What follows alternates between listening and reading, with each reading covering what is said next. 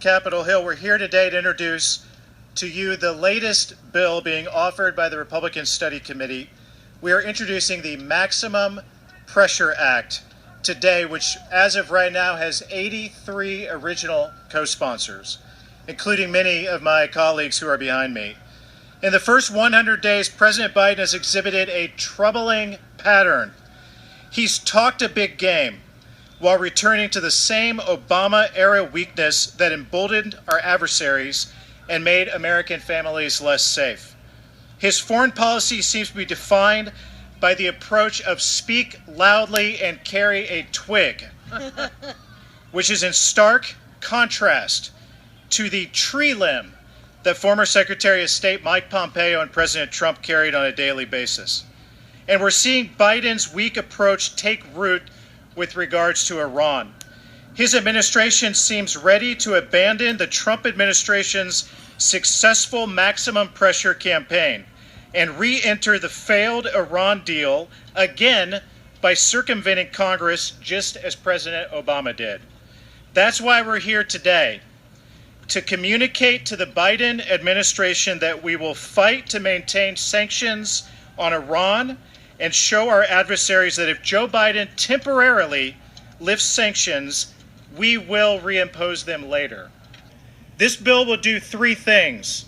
It shows Congress is not bound to agreements by the president that purports to speak on our behalf. Secondly, it codifies the Trump administration's maximum pressure strategy until Iran meets the 12 demands laid out by former Secretary of State Mike Pompeo in May of 2018.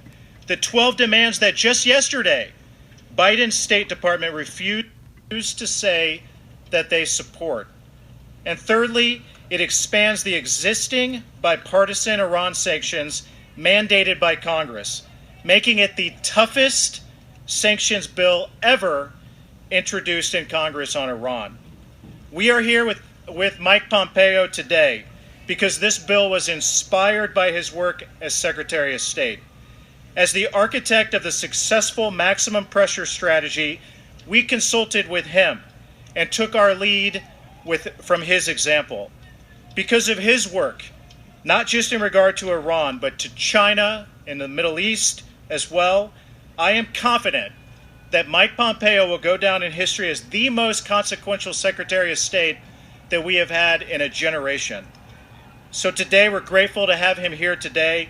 I want to turn the mic over to him to make some remarks as well.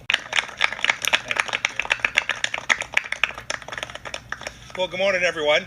It's great to be back on Capitol Hill and with some old friends and some new ones. But it's equally special to be here supporting a piece of legislation that matters an awful lot for the security of every one of the constituents of every member of Congress that's behind me. We've got to get this right. Our administration did just that. Jim talked about that. A few facts that are really central to understanding what we were trying to do. Jim talked about the maximum pressure campaign that we had in place. It wasn't just economic. That's gotten all the headlines.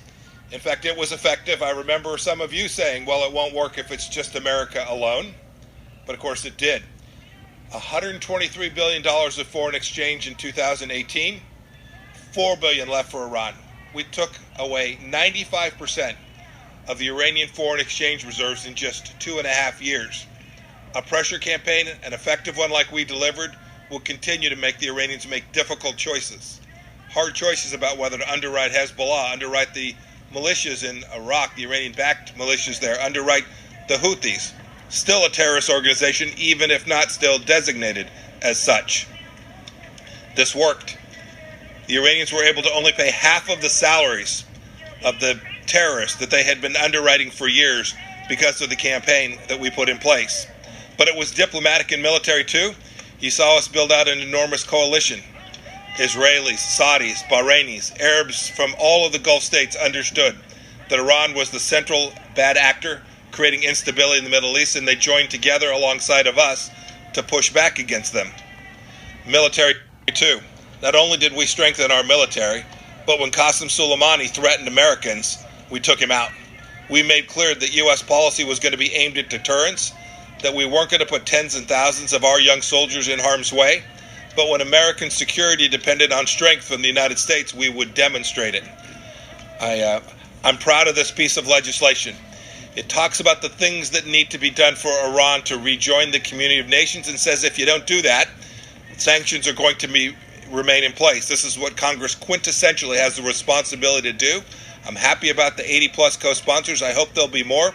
I hope it becomes bipartisan. This isn't about Republicans or conservatives or Democrats. This is about the security of America. If we get this right, we will continue to preserve our freedom, that of our friend and ally in Israel, and we will continue to build on what the administration did with the Abraham Accords as well. It's good work. Ask yourself this.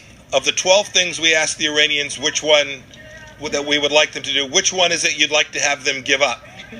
Which of those 12 does anyone find unreasonable? These are expectations we ask of every country, and there is no reason we ought not to place sanctions on the Iranians until they comply with these basic norms of civilized nations. Thank you all for supporting this piece of legislation. Good luck. I'm here to help in any way I can to support you all getting this across the finish line. Thank you. Thank you.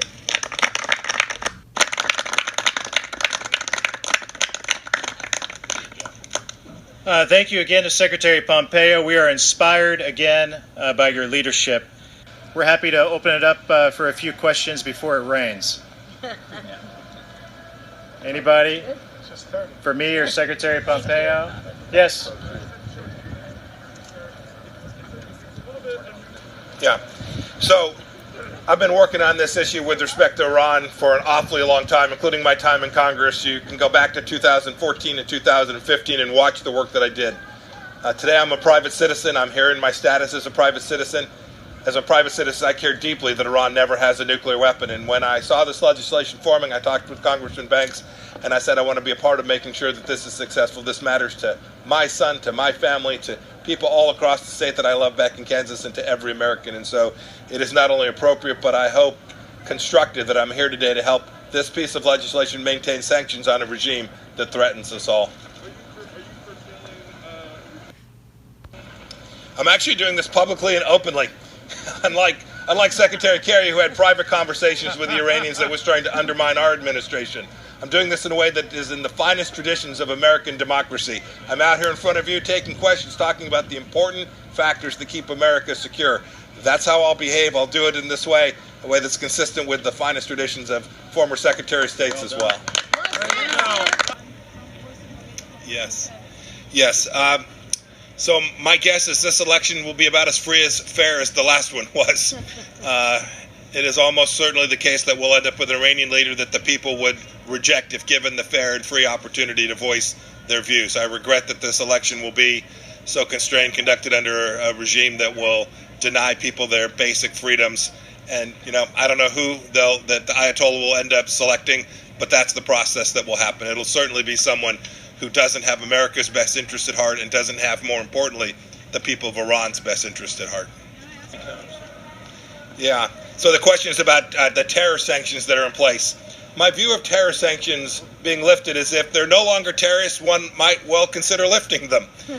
But we saw already once, with respect to the Houthis, the Iranian-backed terrorists in Yemen, who no one disputes are continuing to conduct terror. Indeed, I saw over the weekend continued terror attacks into Saudi Arabia.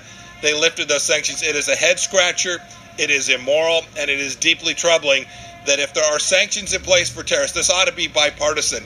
If there are sanctions in place for people conducting terror campaigns across the world, American power and prestige on the line because we have designated them as terrorists. If the underlying factual situation hasn't changed, I don't see how an administration could in good faith lift those sanctions. That's in part what we're doing today here with this important piece of legislation. Thank you. Thank you very much. Thank you. Thank you.